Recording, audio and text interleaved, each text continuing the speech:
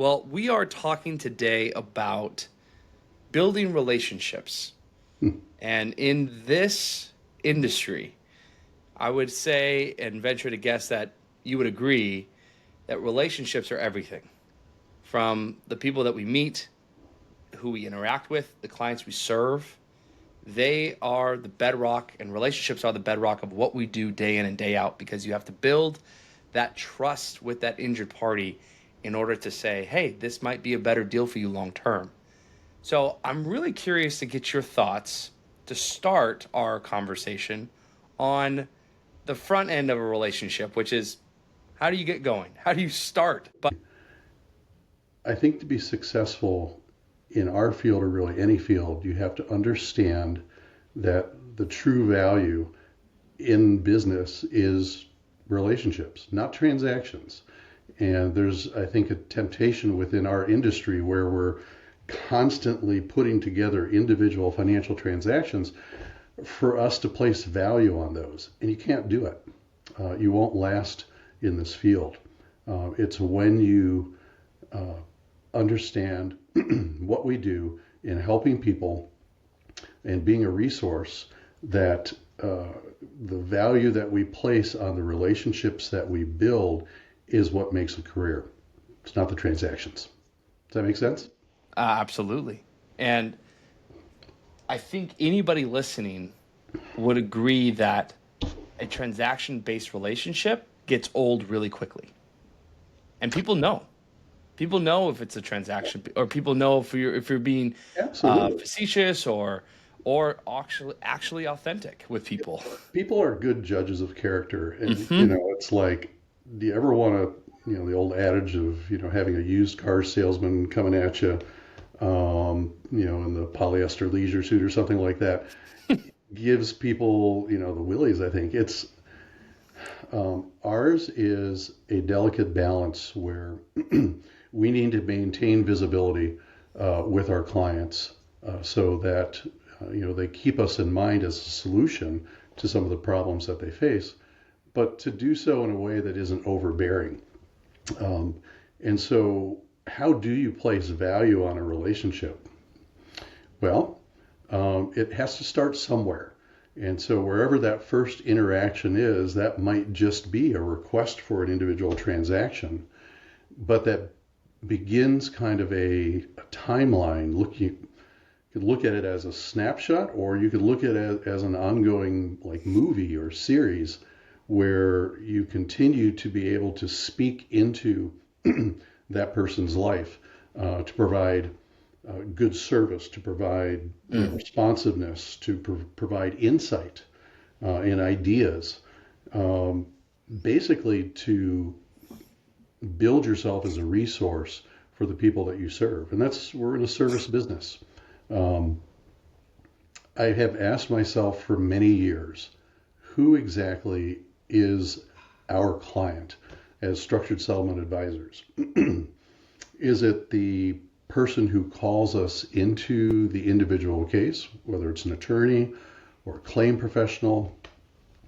And to some extent they are. But at the end of the day, I think our client is really the successful outcome for people whose lives have been disrupted by a terrible and oftentimes very tragic event.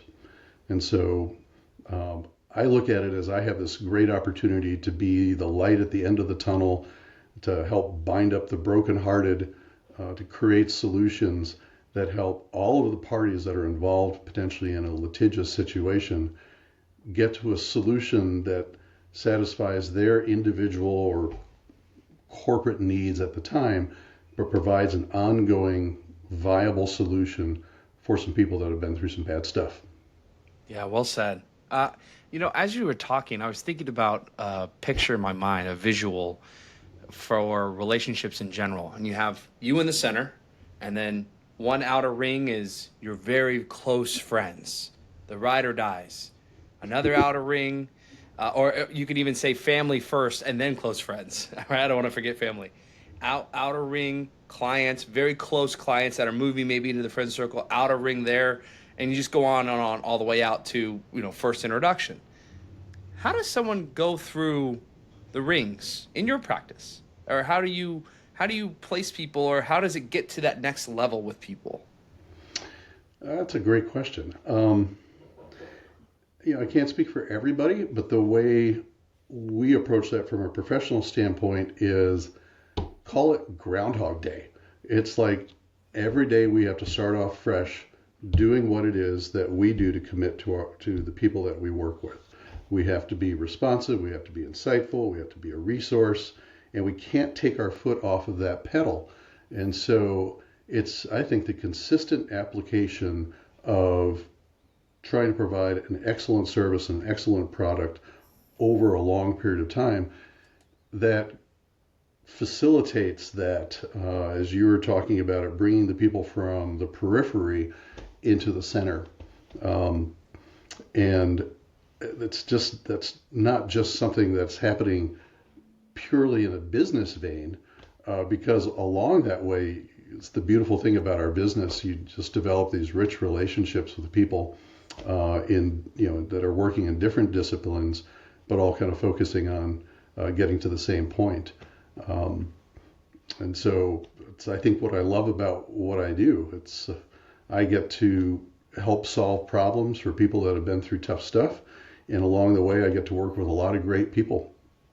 Sometimes in some very, very, kind of the pressure cooker or the crucible of the settlement process, where we're in the midst of high stakes negotiations that oftentimes are very, very emotional for everybody involved.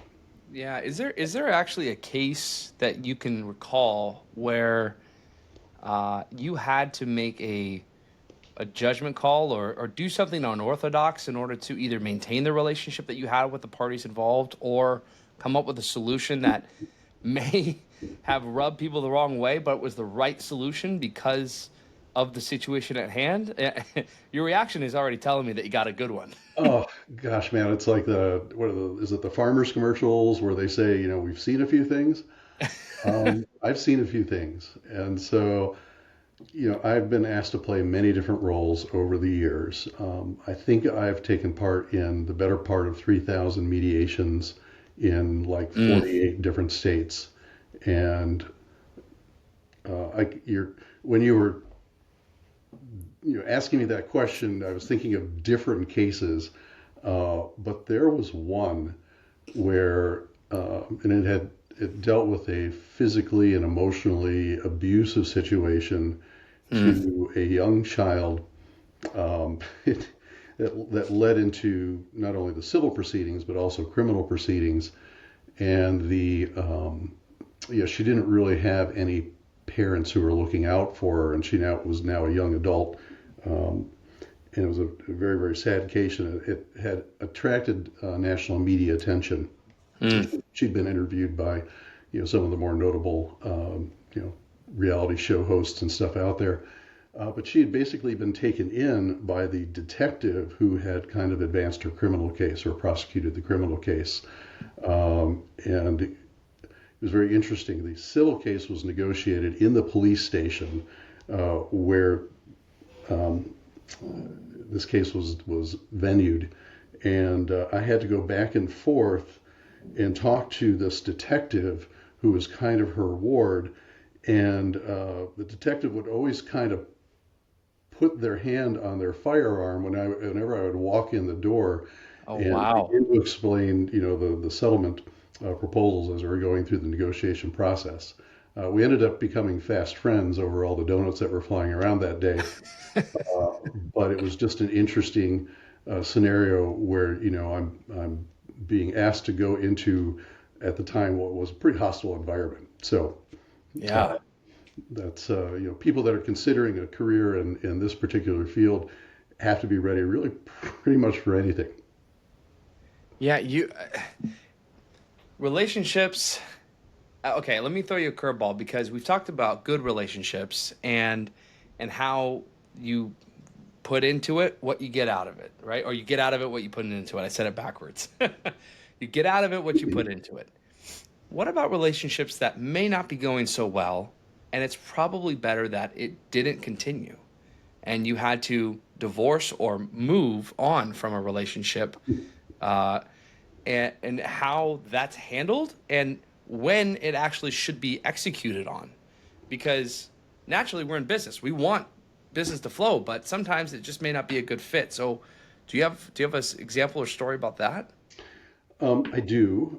Fortunately, I don't have many, and we try to give as much grace that we possibly can to the people that we work with. Again, we are oftentimes working in very acrimonious situations, high tension, and sometimes that brings out the worst in people. But there was a point in time where there was an attorney who was abusive to my staff. And I don't know what other word to use but abusive. And it was professionally inappropriate, and I fired him as a client. And so it goes back to, caring about those who are around you, family and your close friends. The staff that I have, people that work for me have worked for me for years and years and years, and they are really family in my book. And when this took place, it went beyond what was sustainable from a relationship standpoint, and it needed to be a wake-up call for that individual. That behavior of that egregious magnitude would not be tolerated. So just had to make that decision, Matt. Okay. Well, let's end on a good note. Yeah, that was really somber. So throw me another curveball, but make it go in the other direction, please. Well, I'm going to give you a fastball right down the middle. Okay. Okay. What would you tell yourself if you were getting started today? How do you initiate good relationships long term, and what do you need to do day in and day out to do so? I think there are people, I've heard people refer to relationships as peaking or maybe plateauing. And to me, in some ways, that sounds like you're kind of rationalizing, not putting the effort into it that it takes to have a successful relationship, whether it's a business relationship or a personal one. And so we have clients that we have worked with for over 30 years. And those are really rich and deep relationships that we have. And that's what I love about my job is those relationships. But in order to get there from a professional standpoint, we can't take the foot off the pedal. We have to do a good job. We have to be lifelong learners so that we can provide the insight, provide the resources that they need to help them be successful in overcoming the challenges that they face. And so, if I was, going to go back and advise, the young me, and say, this is what you need to do, that's what I'd say. It would be never let up, always move forward, press forward. That's my 2025 adage to myself is to continue to press forward. And that's what I think you need to do to have relationships continue to grow and not plateau, or worse yet, to degrade over time. Well said. All right, Mark, I'll let you go fill up that Dory cup. It looks like you're getting low there. Appreciate it, Matt. And I'll try not to forget anything that we talked about here. And it's always a good time to connect with you, and I appreciate you reaching out to me for this. You bet. Bye, everyone.